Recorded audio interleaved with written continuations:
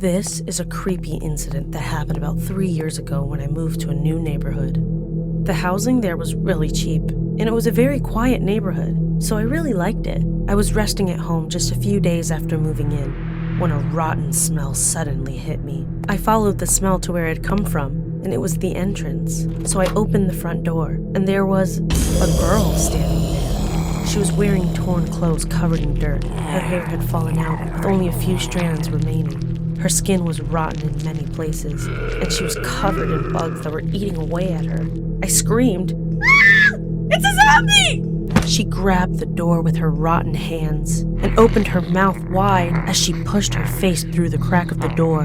Her jaw split open until her mouth touched her chest. I screamed at the top of my lungs, and then suddenly, she disappeared.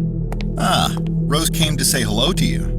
It was the voice of Tom next door. He was walking up to my house. When you meet her, you must give her some candy. Otherwise, she'll have a hard time. She's the reason we have so many candy stores in our neighborhood. As he said that, he gave me a piece of candy and walked back to his house. I was in a daze. I couldn't understand anything he was saying at all. Her face kept popping into my head for the rest of the day. The rotten skin, the smell, and even the creaking sounds of her bones when her mouth opened. I tried to forget about it, but I kept thinking about it until I fell asleep. What on earth was she? Is someone filming a horror movie nearby? After thinking about all sorts of possibilities, I opened my eyes to find it was morning. I was driving to work when the car suddenly thumped, as if it had hit something. I was so surprised that I stopped the car and jumped out. That girl was in front of my car. The front bumper of my car was all dented, and she looked at me with her body all contorted. I got goosebumps all over my body. She stood up and adjusted every twisted bone. Then she came towards me and stretched out her hand. Her hands were full of candy remnants. When she opened her mouth, ants crawled all over her rotten teeth. I screamed like crazy, and Tom came running out from next door. Here!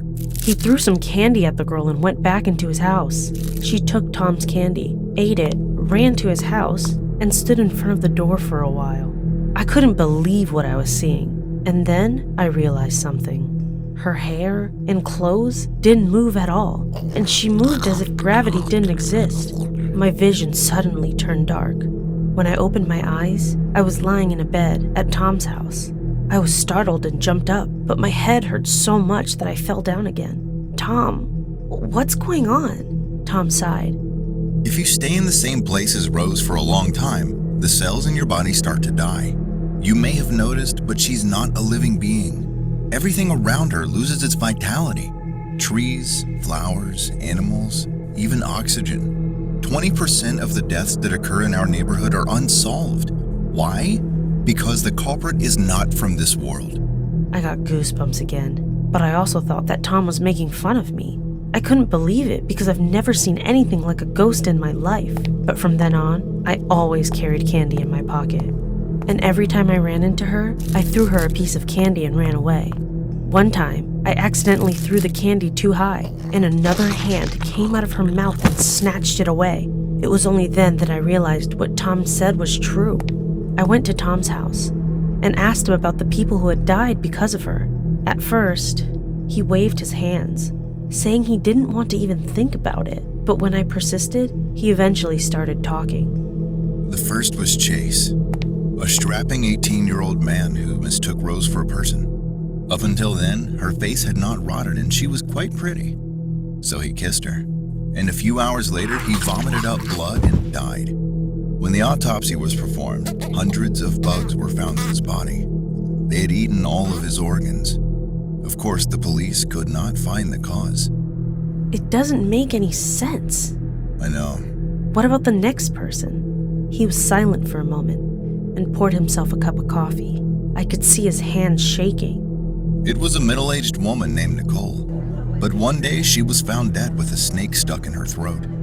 The police were unable to find any evidence, and the case remained unsolved. We thought it was Rose who did it, because Nicole always said, "Go away, Satan," whenever Rose appeared.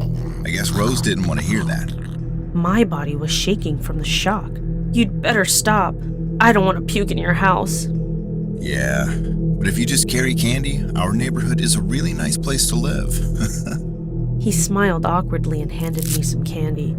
I always carried candy with me after that, and lived uneventfully for several months. Then one day, I ran into Rose as I was coming out of the house, and the moment I put my hand into my pocket, I realized I'd forgotten to grab candy, but I was too lazy to go get some. So I just tried to quickly run past her. That was a terrible mistake. Suddenly, her tongue stretched out and wrapped around my body. I barely managed to shake it off and run away. That night, the skin all over my body turned red, and I suffered from tremendous pain. I was so sick that I went to the hospital. The doctor said that there was a toxic substance all over my skin and asked what happened. I was so angry, so I decided to get revenge on Rose. I started carrying an iron ball with me, and when I ran into her again sometime later, I threw the ball at her and shouted, "It's a new kind of candy!" She took the iron ball, put it in her mouth, and swallowed it. Moments later, she fell to the floor in incredible pain, clutching her neck, and crawled away writhing. She hadn't been seen in town since then, and it's rumored that she simply disappeared. People started walking around the quiet streets furtively. People held a candy smashing festival, saying that they can finally go around without candy. I was proud that I had defeated her. Then one day, I was walking around the neighborhood. I saw a huge man eating cotton candy. However, upon closer inspection, it was not a man, but Rose. She looked completely different from before. The skin all over her body seemed to be covered with gray stones. Her neck had become thick like a toad. I screamed at her grotesque appearance, and she opened her mouth very wide and ran towards me. I smelled a strong mixture of sweet and rotten, and I ran for my life. She retched and expelled a hot, sticky liquid all over me. The liquid covered me completely, and as the liquid gradually hardened, my body also began to harden along with it. I thought, this is how I die. Then I heard someone shout, "Here's a big piece of candy!"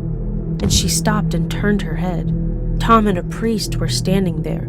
The priest threw a large water balloon at her, which she caught and swallowed. Then suddenly, she became extremely distressed. Her body began to melt, and she dissolved into the ground and disappeared. What the priest had thrown was a water balloon filled with holy water. Tom broke me free from this weird shell she had encased me in. I packed my bags and moved away the next day. I don't know what happened to her after that. Tom said she was completely gone, but I think she will come back again someday.